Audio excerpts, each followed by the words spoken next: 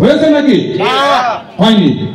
কিন্তু আজ এই সোনাহারা সরোয়ারের নেতৃত্বে সিনিয়র বিএনপি আসাদুদ্দিন মামা, আরো সিনিয়র নেতৃবৃন্দ আছে, আমার আত্তাব মামা, ইয়ারুল ভাই, জালাল খালু, আমার শাহাবুল মামা, গভীর মামা, আমার হারিজনা মামা, টিপু খালু, আনারউদ্দিন মামা, এই যে সিনিয়র নেতৃবৃন্দ, আমার কুদ্দুস ভাই আছে, আরো অনেকে, আমার মতিয়ার মামা, এই যে সিনিয়র নেতৃবৃন্দদের সহযোগিতায়, তাদের ভালোবাসায় আজকে যে আমরা 6 নম্বর ওয়ার্ড বিএনপি তৃণমূল পর্যায়ে শক্ত হয়ে সুসংগঠিত একটা ওয়ার্ড বিএনপি, যে এই ওয়ার্ডে একটা সুসংগঠিত একটা কমিটি, সেটা প্রমাণ করেছি।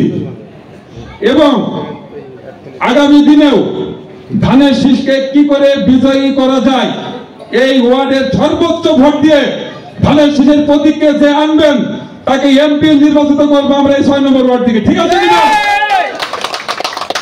এবং সেই অঙ্গীকার রেখেই আমরা যারা এই ওয়ার্ডের দায়িত্বে আছি, কে 71 নম্বর সদস্য আর কে সভাপতি আর কে সেক্রেটারি সেটা বড় কথা নাই, দোষের লাঠি একের বোঝা।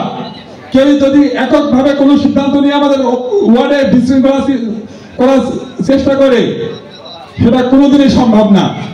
যেহেতু আমাদের 6 নম্বর ওয়ার্ড বিএনপি এটা সুসংগঠিত বিএনপি, এই ওয়ার্ডে বিএনপি আগামী দিনে দেখিয়ে দেবে যে গাংনী 6 নম্বর ওয়ার্ডের বিএনপি আসলে তাদের নেতৃত্বে আজকে সুসংগঠিত হয়েছে, তাদেরকে সামনে রেখে আগামী দিনে দেশরত্ন তারেক রহমান কে প্রধানমন্ত্রী করব, আমাদের গাংনী ধানের শীষের কান্ডারি ও জেলা বিএনপির সম্মানিত সভাপতি আলহাজ জাবেদ মাসুদ মিল্টন থেকে এমপি হিসেবে দেখতে চাই।